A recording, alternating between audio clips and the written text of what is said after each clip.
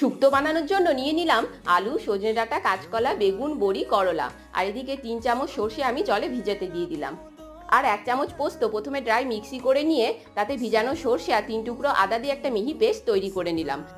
1 চামচ রাঁধুনি আর 1 চামচ মৌরি শুকনো খোলায় ভেজে গুঁড়ো করে রেখে দিলাম, লাস্টে দেব।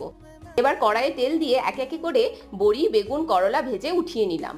তারপরে কড়াইয়ে আবার তেল দিয়ে এবার দিয়ে দেবো আলু।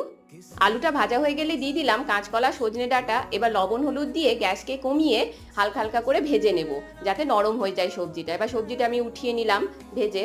তারপরে আবার কড়াইয়ে তেল দিয়ে তেজপাতা দিয়ে দিব, সঙ্গে দিয়ে দিলাম 5 ফোড়ন আর সর্ষে পোস্তর পেস্ট দিয়ে দিলাম। দিয়ে ভালো করে কষে নিয়ে তেল বেরিয়ে এলেই সবজিগুলো দিয়ে কষে জল দিয়ে দেব আর দিয়ে দিব 1 কাপ দুধ। তারপর কিছুক্ষণ ফুটিয়ে সবজি সেদ্ধ হয়ে এলেই বেগুন, বড়ি আর করলা ভাজা অ্যাড করে দিলাম। দিয়ে দিলাম ঘি আর ড্রাই রোস্ট করা মশলা। আর তোমরা আমার চ্যানেলকে সাবস্ক্রাইব করতে